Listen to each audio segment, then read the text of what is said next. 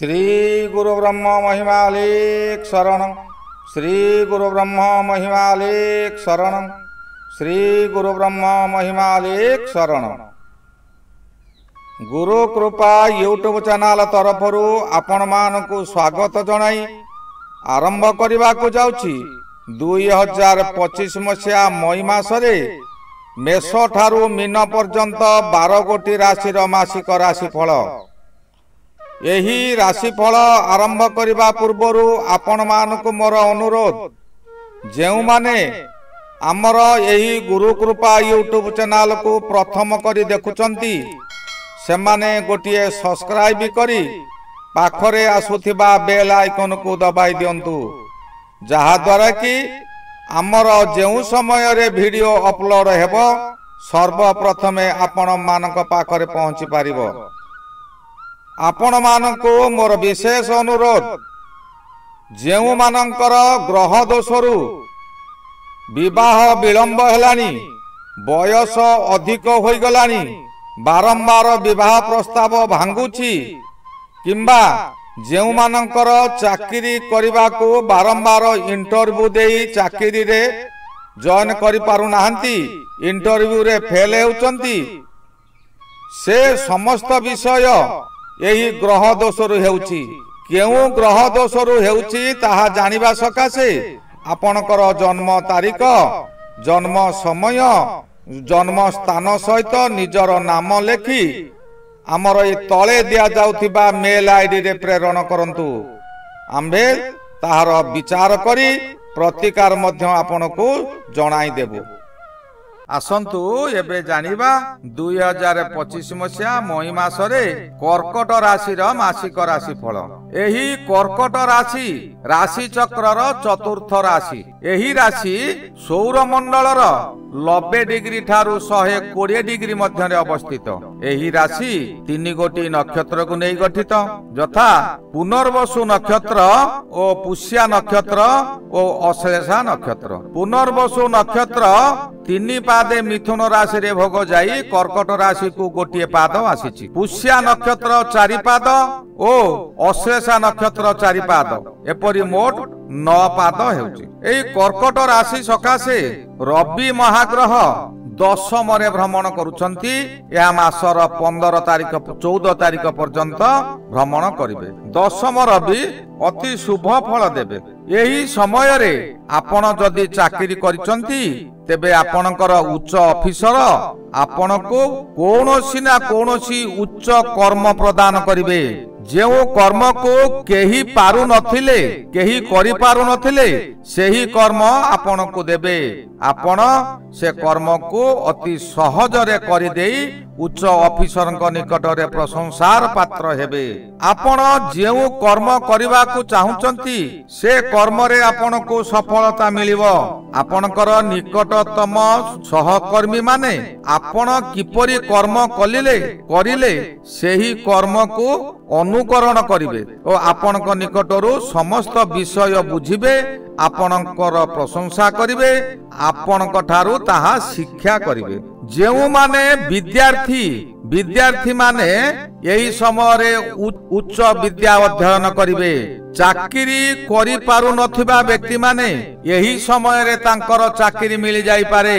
जेउ मानकर बहु दिन हला विवाह हेई पारु नाही, यही समय रे विलंब विवाहर प्रतिकार कले आपणकर विवाह मध्य होई जाई पारे। जेउ मानकर पुत्र कन्या माने विवाह होई पारु नाही, पिता माता माने बहु असुविधा भोग करुछंती। मंगल यही समय रे कर्कट राशि रे रहितिबारु यह कर्कट राशि हेउची मंगलर नीचतम राशि। नीचतम राशि रे क्रूर ग्रह रहिले ताहा शुभ फल दियंती, किंतु लग्न मंगल अशुभ सत, किंतु कर्कट राशि सकाशे यह अशुभ फल देव नाही, यार विपरीत फल देव। अर्थात आपणकर शत्रु माने आपण को देखि भय करिवे। आपण यही समय रे शांति रे जीवन यापन करिवे।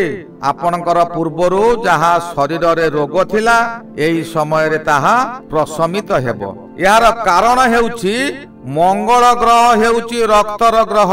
मकर राशि मंगलर शत्रु हेले कर्कट राशि मंगल हेले मित्र ग्रह। मित्र ग्रह रहिथिबारु आपनकु शुभ फल मिलिबो। जन्म मंगल अन्य राशि पई अशुभ होई पारे किंतु कर्कट राशि पई अशुभ नुहे। आपनकर मध्यरे मध्यरे राग वृद्धि होई पारे किंतु राग को आपण संजत रखंतु। क्रोधवशत काहाकू किछि कहंतु नहीं कना मंगल हेउची उत्तेजित ग्रह आपनकू उत्तेजित करि दे पारे। कोनोसी कामरे आपनकू आगो नेबा पई जे कोनोसी बाधा विघ्न एडाई आपनकू जीवाकू पड़िबो। आपण आगो को गले आपनकर बहु शत्रु माने उपस्थित हेबे बा शत्रु बाहरिबे। 15 तारिख ठारू रवि महाग्रह एकादश को जाउछंती। एकादश रवि आपनकर सौभाग्य वृद्धि करिवो। आपनकर सम्मान लाभ कराइबो। स्वास्थ्य रे उन्नति कराइबो। आपण जदि व्यवसाय करूछंती से व्यवसाय रे आपनकर हठात आय वृद्धि हेबो। अधिकरु अधिक ग्राहक आपनक निकट को आसीबे। आपनकर एही समय रे धर्म ज्ञान प्रति मन कमी जीवो कारण जहा पाखरे धन अधिक हुए से धर्मरु विच्युत हुवंती। प्रभु नाम नेबाकू समय मिले नाही। आपण जहा भी करंतु नियम अनुजाई सर्वदा प्रभु सेवारे मन दियंतु।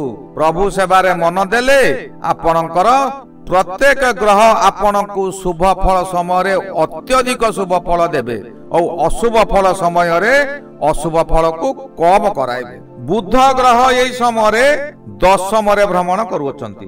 दशम बुध मध्य शुभ फल देबे। आपण जे कर्म करुछंती से कर्म रे आपनकर उन्नति हेबो। स्वास्थ्य रे उन्नति हेबो। पूर्वरु जे रोग मान आपनकर थिला ताहा शरीर रु दूर हेबो। आपण शांति रे रहिबे। आय वृद्धि हेबो। आपनकर व्यवसाय रे आय वृद्धि हेबो। जदि आपण कोनोसी ठारे चाकरी करिथांती तेबे चाकरी रे वेतन वृद्धि होई पारे किंबा उच्च ऑफिसर आपनकू किछि कोनोसी कार्य देई आपनकू आर्थिक सहायता देई पारे। यही समय नूतन बंधु सृष्टि हेबे। नूतन बंधु काहाकू कहा जाए? नूतन बंधु अर्थ आपनकर कन्या किंबा पुत्रंकर विवाह होई पारु नाही। यही समय तांकर विवाह होई गले आपण नूतन बंधु प्राप्ति करिवे। सेही बंधु हेउची नूतन बंधु। से पुराना नुहंती। आपण बंधु बांधव मानक ठारू यही समय अनेक प्रकार साहाय्य मिलिबो। तांको जरिया रे आपण बहु उन्नति करिवे। बृहस्पति महाग्रह यही समय रे आपनकर द्वादश रे भ्रमण करिवे। एकादश रे थिले। एकादश बृहस्पति आपनकर शुभ फल देउथिले किंतु द्वादश को जिबे द्वादश बृहस्पति अशुभ फल।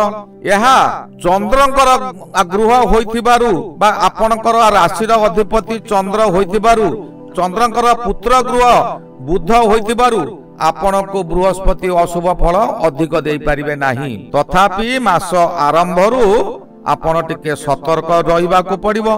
कोनोसी शत्रु आपण को विपद रे पकाइबा को चेष्टा करिवे। जहा भी हेउना काहे कि आपण गोटिए दिन हेउ पछे आपण काहारी पाखरे अपदस्थ हेबे। शुक्र महाग्रह आपणकर नवम शुक्र शुभ फल देबे। आपणकर जेउ कला ज्ञान आपणक शरीर रे थिला ताहार एही समय प्रचार प्रसार हेबो। देश विदेश रे आपण सम्मानित हेबे। आपणकर कला प्रचारित हेबो। यही समय रे आपण देवादेवी सेवा पितृमातृ सेवा दुखी जनकर सेवा अधिकरु अधिक करबा को आग्रह प्रकाश करिवे। आपणकर वीरत्व मध्य प्रकाश हेबो। जेउ कार्य करबा को चाहिबे से कार्य को आगवर होई करिवे। ताहाकू केबे हेळा करि पारिबे नाही कि बा हेळा करबा को मन चाहिबो नाही। परिवार निमंते एही समय रे आपण बहु आसबाब पत्र खरीदी करिवे और निजे ताहा व्यवहार करिवे। राहु और शुक्र ये दुई गोटी ग्रह मासर प्रथमार्ध रे एकत्र अछंती। एनु शुक्र महाग्रह राहुंक सहित थिबारु बा शिष्य सहित थिबारु शुक्र अधिक शुभ फल देबे। राहुंक माध्यम रे मध्य शुभ फल देबे। एही समय रे आपणकर राहु ନବମରେ ରହିଛନ୍ତି। ନବମ ରାହୁ ଅଶୁଭ, କିନ୍ତୁ ଶୁକ୍ର ସହିତ ଥିବାରୁ ଏହି ଅଶୁଭ ଫଳର କମ ଦେବେ।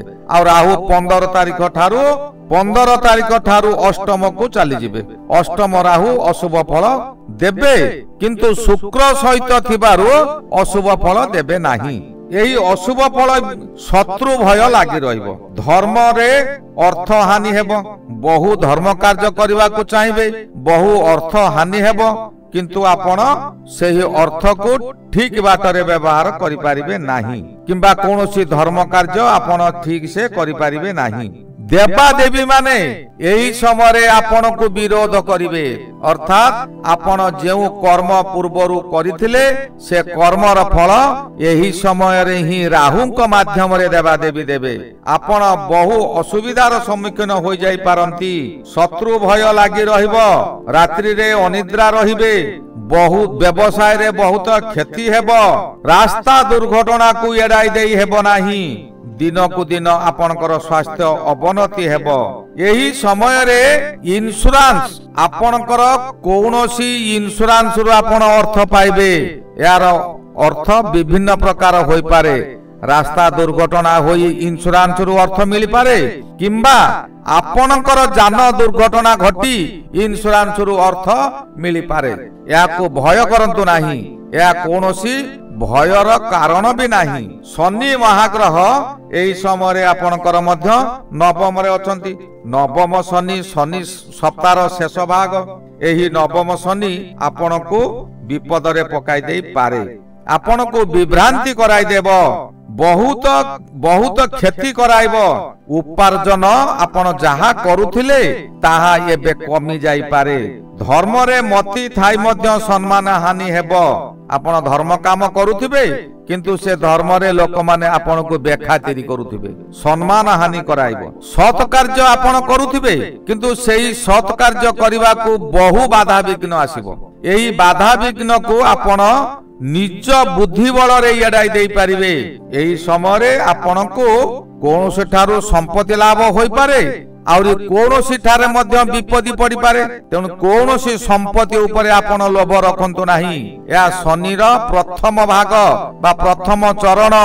ଆପଣଙ୍କୁ ଏହି ସମୟରେ ଖାଲି ସୂଚକେ ଅଳ୍ପରେ ଆପଣଙ୍କୁ ଜଣାଇଦେବ, ଆପଣଙ୍କୁ ସତର୍କ କରାଇଦେବ। ଆପଣ କେବେ ଅଶୁଭ କର୍ମ କରନ୍ତୁ ନାହିଁ।